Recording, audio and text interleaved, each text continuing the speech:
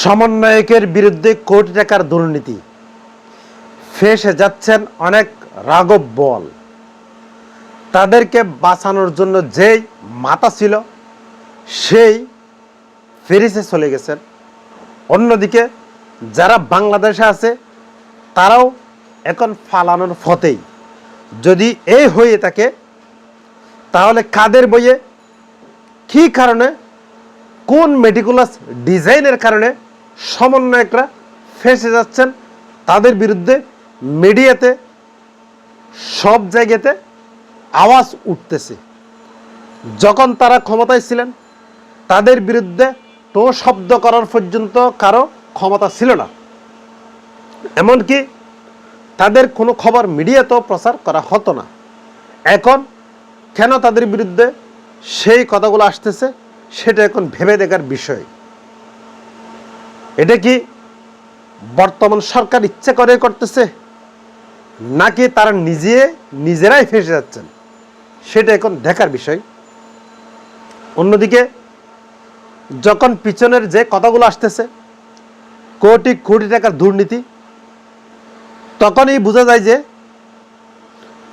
দুর্নীতি যখন কথা, দুর্নীতির কেলেঙ্কারি, দুর্নীতির খবর যখন একবার বের হয়ে এসছেন তখন কিন্তু এটা বাড়তেই থাকবে। এটা লিস্ট আরো লম্বা হতেই থাকবে। এটা লম্বা হতেই হতেই কত দূর এগিয়ে যায়, এমনকি ডক্টর মোহাম্মদ ইউনূস পর্যন্ত এই লিস্টের লম্বা লাইন চলে যেতে পারে। যদি এই হয়ে থাকে তাহলে সেটা কার ইশারায় হচ্ছে? যারা এই নিউজগুলো প্রচার করতেছেন তার পিছনে কোন রাঘব বোয়াল আছে, এবং তাদের সাথে কি সরকারের বনিমানা হচ্ছে না, নাকি সরকার তাদেরকে চাপে রাখার জন্য কয়েকটা নিউজ সামনে নিয়ে আসতেছেন, সেটা এখন দেখার বিষয়।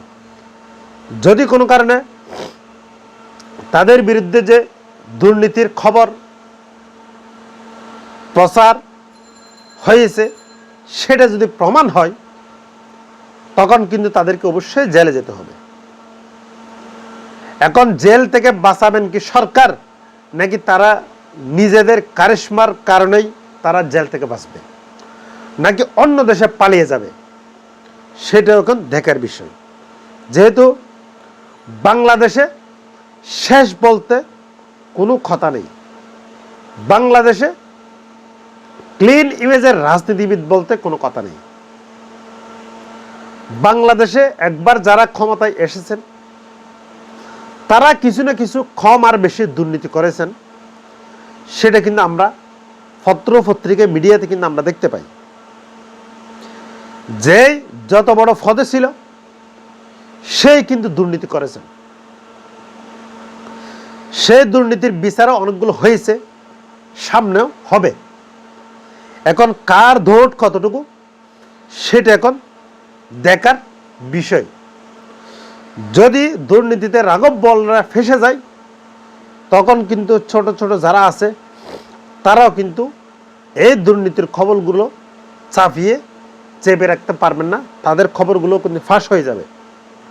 যখন দুর্নীতির খবরগুলো ফাঁস হয়ে যাবে তখন তাদেরকে